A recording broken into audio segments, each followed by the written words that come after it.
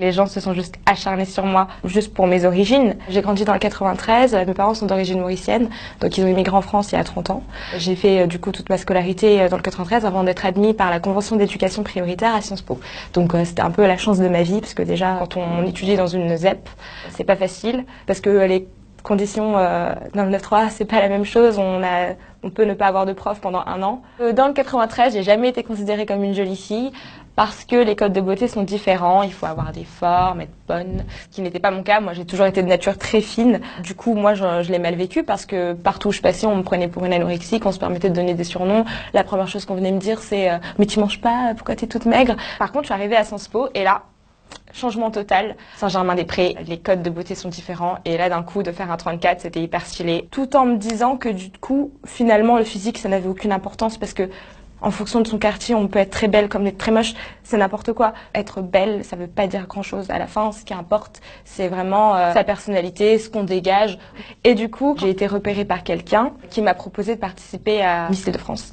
Pour moi, c'était un peu une blague. Mais c'était un peu plus que le concours de beauté, dans le sens où j'avais grandi dans le 93, j'avais été admise à Sciences Po Paris. En rentrant chez moi et en racontant à mes parents qu'on m'avait proposé de participer, pour eux, il y avait effectivement le symbole de dire on a immigré en France, on est noir et ma fille, elle peut être élue en France dans une région de métropole comme le symbole de beauté. C'était vraiment symbolique. Et donc je l'ai fait et mon but vraiment c'était de me dire en étant élue, je vais peut-être pouvoir avoir une voix.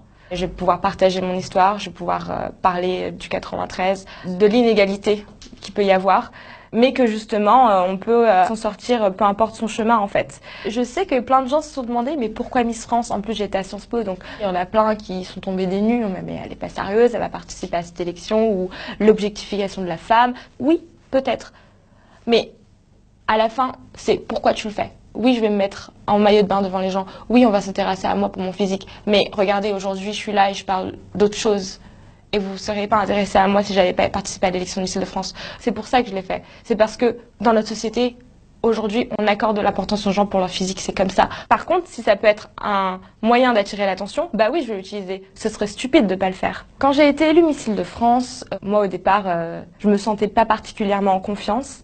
Je défile pas très bien. Je sais que j'ai gagné grâce à mon discours, en fait, le soir de l'élection. Et puis je suis allée à Miss France. Ça a été hyper mal reçu.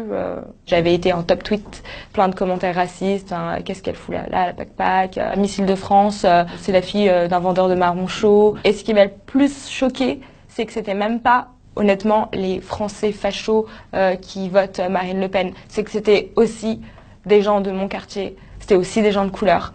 Et là, je me suis dit, mais en fait, je reviens un peu ce que j'ai vécu dans le 93. Je pense que j'aurais été beaucoup mieux reçue en tant que Miss Réunion, même en tant que n'importe quelle Miss d'outre-mer parce que je suis de couleur. Et là, on voit qu'il y a quand même un malaise parce que je suis francilienne, parce que j'ai grandi à Paris et que moi, j'en suis fière et que pour moi, ça fait aussi partie de mon identité et que les gens se sont juste acharnés sur moi juste pour mes origines.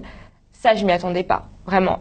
Mais c'est vrai que c'est assez dommage d'avoir l'impression que ce qui ressort le plus, c'est le racisme. Parce que quand on va sur Internet et qu'on tape Meggy Pianiandi, Miss Île-de-France 2016, un des premiers articles, c'est Miss Île-de-France lynchée sur les réseaux. J'avais envie de défendre les 93, j'avais envie de défendre le fait qu'on n'était pas stupide, que nous aussi qu'on pouvait réussir, etc. Donc j'ai jamais été vraiment dans un discours qui blâmait ce qui m'était arrivé.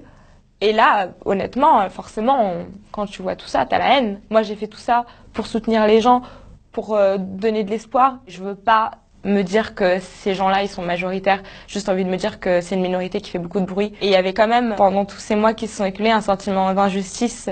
J'avais envie, quand c'était terminé, d'en parler et de le crier sous tous les toits et de dire, mais vous vous rendez compte de ce qui s'est passé? Vous vous rendez compte qu'aujourd'hui, en 2017, en France, ça arrive. Une fille, elle est élue en Île-de-France, la région de la diversité, et malgré tout, elle est critiquée pour ses origines. Enfin, c'est quand même dingue. C'est une réalité, c'est pas que moi. C'est dans le quotidien des millions de personnes qui se font lyncher tous les jours pour leurs origines. Et c'est très, très triste pour moi de le dire, parce que je suis fière d'être française, mais qu'aujourd'hui, quand j'y repense, j'ai souffert.